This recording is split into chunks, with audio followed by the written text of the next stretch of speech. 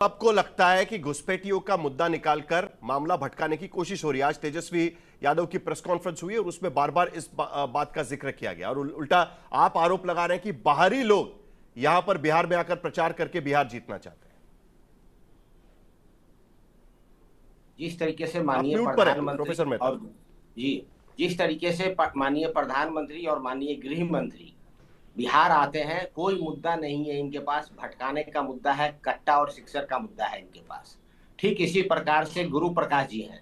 बात आप सीमांचल की कर रहे हैं और ये उठा के जवाब कहीं और से दे रहे हैं, यानी कि इनके पास कुछ जानकारी नहीं है, ना ही कोई मुद्दा है। अब बात रही, आपने सीमांचल की अरे बात कही। पूर्णिया एयरपोर्ट क्या है सर? अरे बता रहा हूँ गुरु प्रकाश जी, आप शांत रहो। पूर्णिया एयरपोर्ट क्या है? 5,000 करोड़ का भी वो प्रोजेक्ट नहीं है। अब पिछले 10 सालों में 2,85,000 का प्रोजेक्ट आपने गुजरात को दिया, बिहार को मात्र जो है 85,000 का प्रोजेक्ट दिया।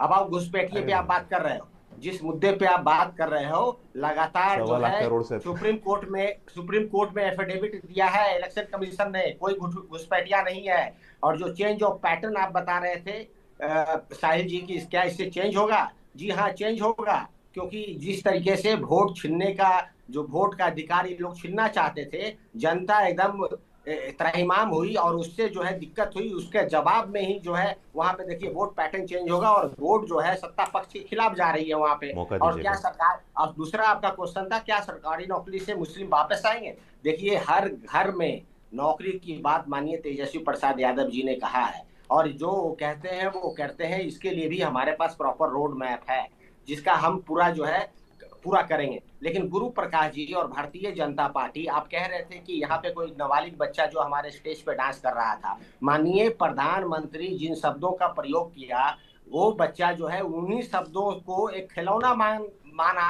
और चाइना का पिस्टल भी यहाँ बच्चा खेलता है। और ये तो सिखा रहे हैं बच्चों को माननीय प्रधानमंत्री। भभुआ में जाते हैं और शिक्षक की बात करते हैं। आपको पता होगा कैमूर जो है पूरे बिहार में सबसे कम जो है वो जिला है क्राइम प्रोन का। वहां पे डेवलपमेंट की बात इन्होंने नहीं कहा, वहां पे जो है स्कूल एजुकेशन की बात नहीं कही। वहां पे स्कूल की कमी है, वहां पे इंफ्रास्ट्रक्चर की कमी है, डेवलपमेंट इनके एजेंडे में नहीं है। मौका दीजिएगा साहब। माननीय तेजस्वी प्रसाद जी लगातार डेवलपमेंटल मॉडल पॉलिटिक्स करना चाहते हैं। सामाजिक न्याय के साथ साथ आर्थिक न्याय की बात कही है तेजस्वी जी ने। पढ़ाई, दवाई, कमाई, सिंचाई, सुनवाई वाली करवाई वाली सरकार ये बनाना चाहते हैं।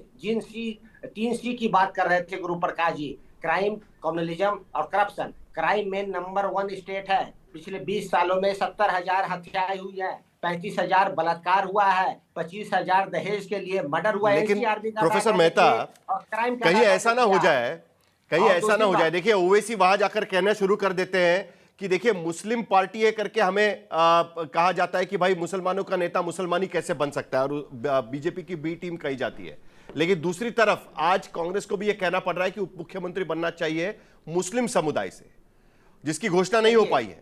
तो आपको लगता है कि इस बार भी ओवैसी कुछ कमाल तो नहीं दिखा रहे, क्योंकि पिछली बार आपको उसका काफी बड़ा झटका लगा था इस पूरे इलाके में?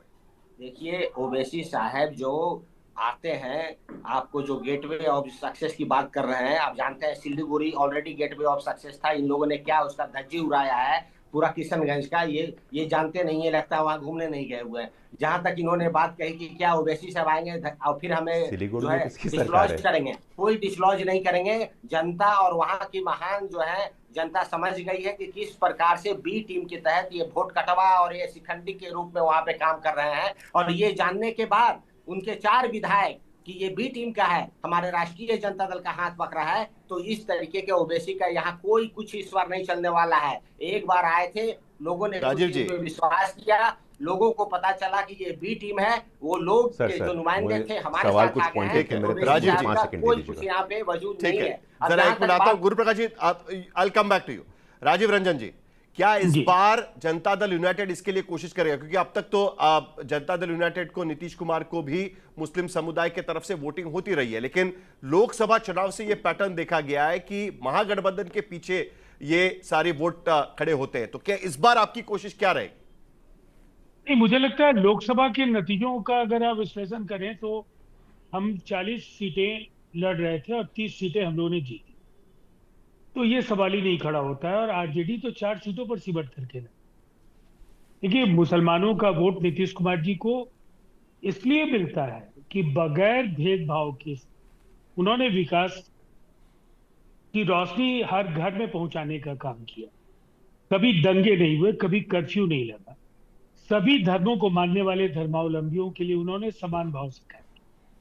और इसीलिए ये हास्यास्पद है, आज मुसलमानों की वकालत कर रहे हैं कांग्रेस के प्रवक्ता, लेकिन दंगे इन्हीं के कार्यकाल में हुए थे। भागलपुर दंगे, बिहार में उससे भीषण दंगा नहीं हुआ। और दंगे के बाद इनका जब इनको उखाड़ फेंका बिहार की जनता ने, तो फिर आरजेडी की हुकूमत बनी। क्या हुआ? जनता दल की उस सरकार में एकदम छूटे साड़ की तरह कामेश्वर यादव, जो भागलपुर दंगे का सबसे बड़ा खलनायक था, वो घूमता रहा और चांदी का मुकुट भी उसको पहनाया गया एक सार्वजनिक समारोह।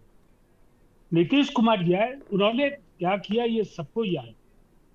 जो भी उस दंगे के आरोपी थे सब जेल की सलाखों के पीछे भेजे गए। 84 दिल्ली रॉयट्स के तर्ज पर वहां कमीशन बना, सबको मुआवजा मिला, वहां उनके पुनर्वास का इंतजाम किया गया। आज भागलपुर फिर से उसी तरह से एक खुशनुमा एहसास पैदा करने का काम जो उस समय सरकार ने किया। लेकिन जरा इसका भी आकलन करा दीजिएगा, क्योंकि बार बार घुसपैठियों की बात होती है। विपक्ष कहता है कि जानबूझकर मुस्लिम समुदाय को टारगेट करने के लिए घुसपैठियों की बात की जा रही है, क्योंकि एसआईआर में तो कोई नंबर निकल नहीं पाया।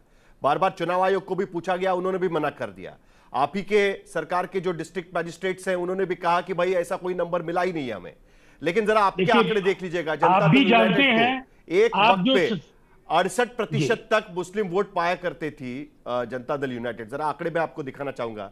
आज यह आंकड़े घटकर अगर हम देखें तो घटकर यहां पर 9%, 5%, 7% तक आकर रुक गए। देखिए 2009 के लोकसभा चुनाव में 62% वोट पाए थे। 2010 के विधानसभा में 21% मुस्लिम वोट जनता दल यूनाइटेड को मिले थे।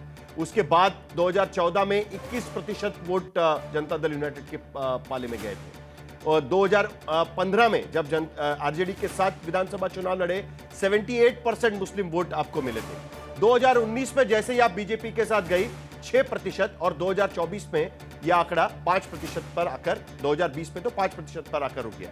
तो राजीव जी लगातार ये कटौती यहां पर नजर आ रही है। यहाँ पर जी सबसे पहली बात जो सवाल और मैंने पूछा है, देखिए राजनीतिक दलों को वोट तो चाहिए। जनादेश के लिए जब हम जाते हैं तो वोट तो जरूर मांगते हैं। लेकिन मुझे एक बात बताइए, नीतीश कुमार जी 2020 में हमारे 11 उम्मीदवार लड़ रहे थे, सब हारे। लेकिन मुसलमानों के साथ कहीं भी बिहार में नीतीश कुमार जी के नेतृत्व में एनडीए की सरकार ने कोई भेदभाव किया? कहीं कोई सामाजिक सद्भावना को ठेस पहुंची? विधान परिषद हो, राज्यसभा हो, बोर्ड्स हो, कॉरपोरेशन हो, सब जगह मुसलमानों की नुमाइंदगी सुनिश्चित करने का काम नीतीश कुमार जी ने किया, और ये एनडीए की सरकार की अगुवाई करते हुए किया। हमें विश्वास है नीतीश कुमार जी को शक्तिशाली बनाने के लिए, मजबूती देने के लिए मुसलमान एकदम 2010 की तरह बड़ी तादाद में एक बार फिर वोट करेंगे।